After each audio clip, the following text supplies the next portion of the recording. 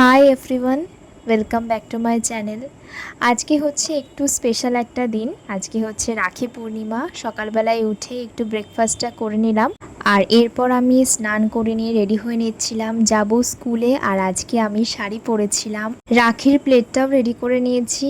আর আমার গপু, গনু আর গোবিন্দকে নামিয়ে নিয়ে সুন্দর করে রেডি করে নিয়ে আমি রাখিটাও পরিয়ে দিলাম। আর আজকে যেহেতু রাখি পূর্ণিমা, মা বাড়িতে একটু ভোগ দেবে, তার জন্যই মা সমস্ত কিছু আস্তে ধীরে রেডি করছে। আর আমার রাখি পরানো হয়ে গেলে আমি বেরিয়ে গেলাম স্কুলের উদ্দেশ্যে। তারপর সেখানে গিয়ে কিছু অনুষ্ঠান পালন হলো, তারপর ক্লাস হলো। আর এরপর স্কুল সেরে আমি বাড়িতে এসে বোনকে একটু রাখি পরিয়েছিলাম, ও আমাকে রাখি পরিয়েছিল। আর মা এই সময় দিয়েছিল ভোগ, তোমরাও ভোগ দর্শন করে নাও। আর এরপর আমরা সবাই মিলে প্রসাদ খেতে বসে গেছিলাম।